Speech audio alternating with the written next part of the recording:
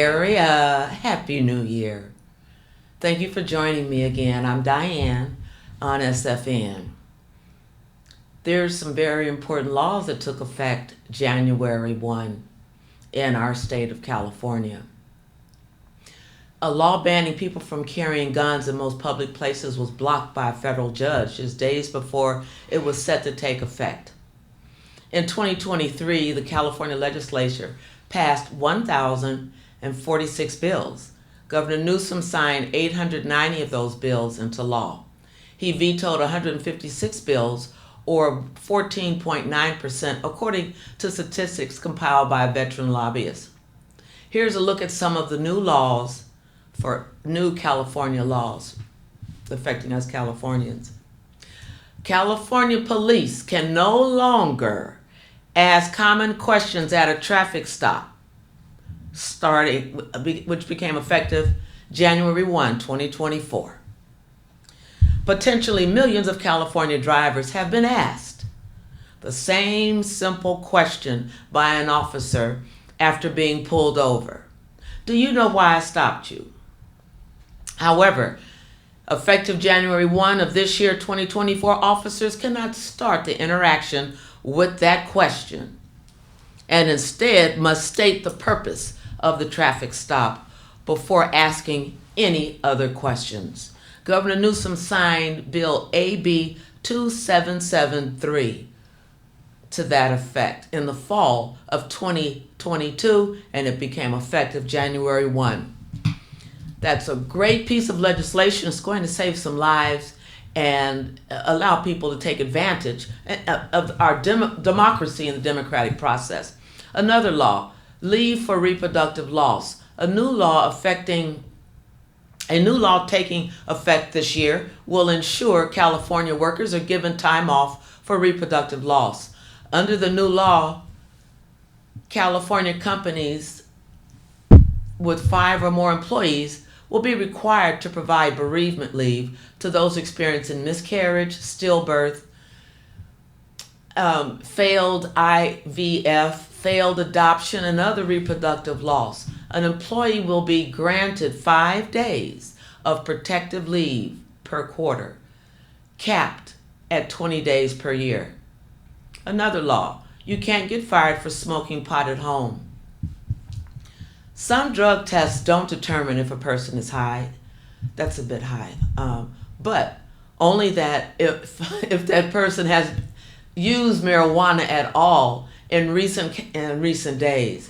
California lawmakers thought it wasn't fair for companies to punish workers for failing these drug tests, especially since recreational marijuana has been legal in California since 2016. A new law, which was passed in 2022 but takes effect this year, says companies can't punish workers for failing these types of drug tests. There are exceptions for construction workers and companies that must conduct drug tests as part of federal contracts. A tax increase for higher wage earners. California has a short-term disability program that pays people who cannot work because of non-work related illness, injury, or pregnancy. The program is funded by 1.1% tax on wages. In the past, this wage was only applied to wages below a certain amount, about $153,000 per year in 2023. But starting January 1, a new law, which was passed in 2022 but takes effect this year, eliminates that wage cap. People who make more than $153,000 per year subsequently will pay 1.1% tax on those wages. Protections for abortion bills. Abortion is illegal in 14 states after the U.S. Supreme Court overturned Roe versus Wade.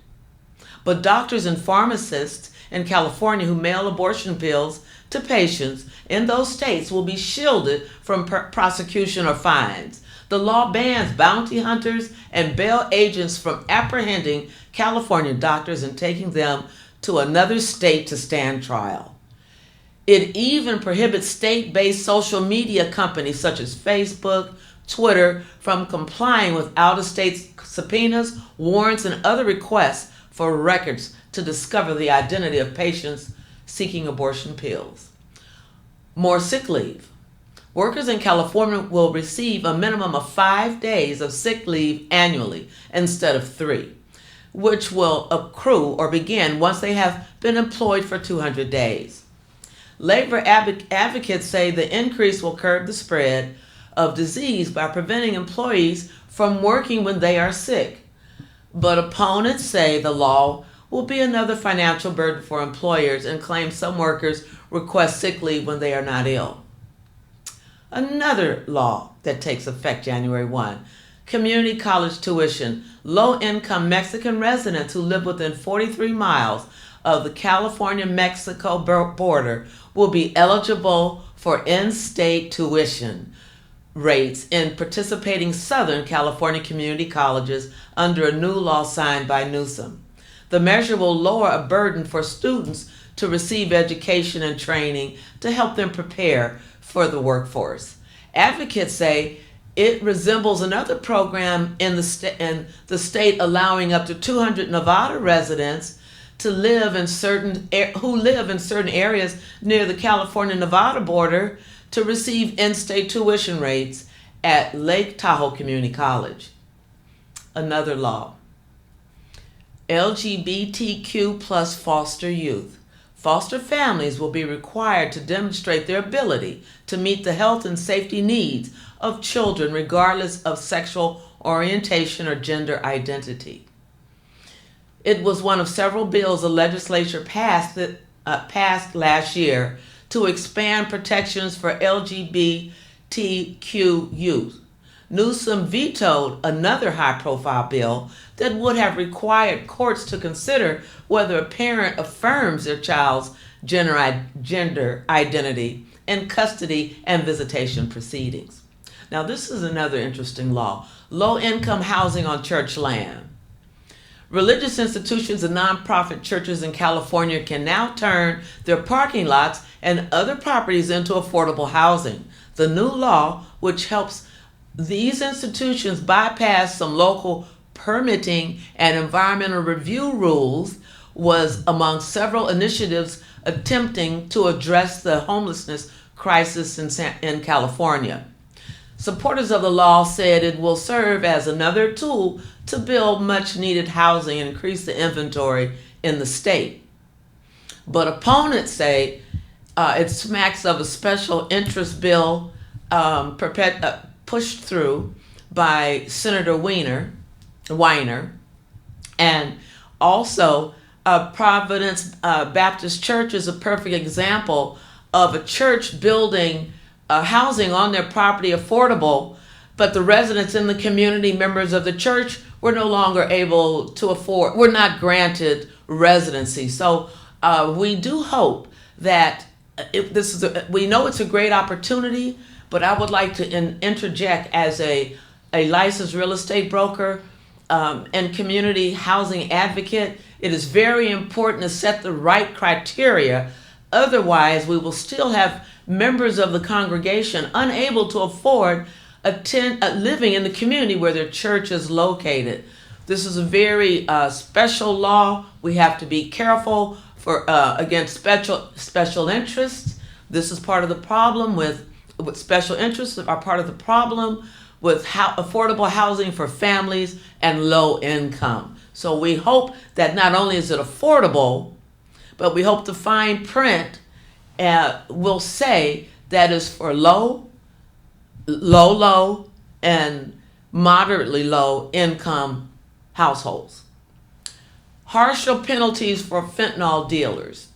California lawmakers introduced a slew of bills last year aimed at addressing fentanyl overdoses, which are killing roughly 110 Californians each week.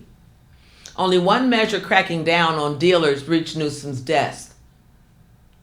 The new law increases penalties for dealers who possess more than 1 kilogram, that's 2.2 pounds of fentanyl.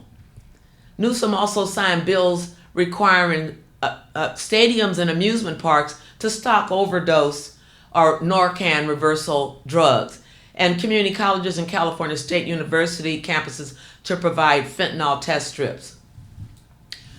Now, I'd just like to say, what do you think? And we want to hear from you. Our email address is sfnewstv@gmail.com. sfnewstv@gmail.com. What do you think about the only law penalizing fentanyl dealers is for 2.2 pounds? When we know the granules, it only takes granules to kill someone from fentanyl, for a fentanyl overdose. How did only one bill make it? We want to hear your thoughts, and if you'd like us to submit your comments to the proper legislators, and our representatives will be more than happy to do that. I want to thank you for joining us on our first episode in 2024. There are many laws that take effect that became effective January 1. Find out what they are for yourselves. You need to know. It's time to vote. San Franciscans, this is a special message to you. Please register to vote. Please register to vote. And please vote. Let's turn our city around. We can do it. All right, Bay Area. Thank you for joining me again. We'll see you next time. Bye-bye.